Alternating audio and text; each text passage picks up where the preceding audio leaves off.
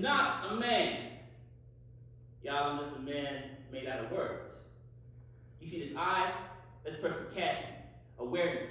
I was gifted with sight beyond sight in the garden of the gods. My mouth is macabre.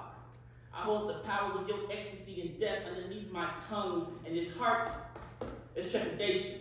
My hands tremble with the powers of divine creation, because Alabama shakes when I get the shivers. I quiver like these feet are draped to mania, an uncontrollable urge to run away from my reality. Draped to mania. Also a mental illness diagnosed in 1851 as the cause of black slaves fleeing captivity. The only cures being whipping the devil out of them or the removal of both big toes. Half a century later, Alabama would propose that if we should have white supremacy, it must be established by law, not by force, not by fraud. We must weave the narrative of this grand illusion into the very fabric of their existence. See, we can't get past American racism because we are speaking American English. This language is a virus.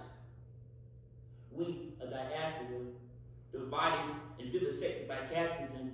You can trace most of these etymologies back to trauma, death, and disaster, because these words are both the source of my admiration and my anathema, both the catalyst and the bane of my existence. After all, what's more galvanizing than the rhetoric surrounding black money and black martyrdom? Black bodies, black dollars, both broken to facilitate change. Why these narratives of sacrifice become battle cry for black folk to fight for their right to matter? A nigga would die before returning to bondage. What do you think these selfish people would do to maintain control of the world? Violate nature. Traumatize the youth of an entire generation.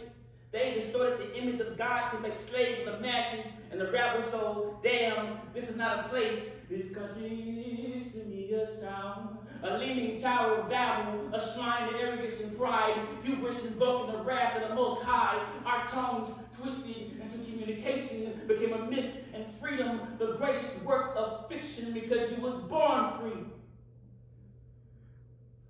You were born perfect. But you were born into an American English system that makes you imperfect due to your perception of yourself. This is a war of words, a grand design that has taken far too many victims, but once you learn to see past their symbols for reality, you possess the power to transmute the diction. Their goal is to deny us the knowledge needed to usurp the system. They want to turn us into chattel. They've used this language to shape my past, but they give my future. Without a battle, I am here to inspire poems that resist. You live according to your vocabulary. So speak love, speak light, persist, dismiss whatever in soul. Do this, and your very flesh shall become the greatest poem. Make sure your vocab is solid. Is your reality, or what you've been trained to call it? Thank you.